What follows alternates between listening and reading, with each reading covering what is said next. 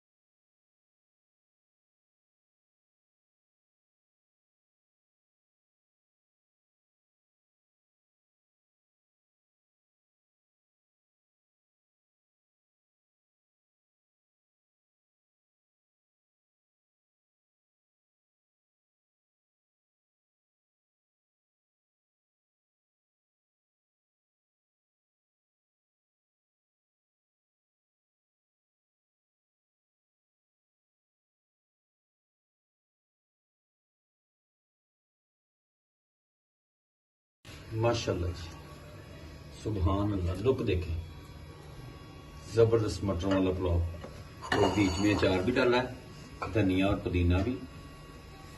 माशाल्लाह, सुभान अल्लाह, सुभान अल्लाह। बिस्मिल्लाह जी।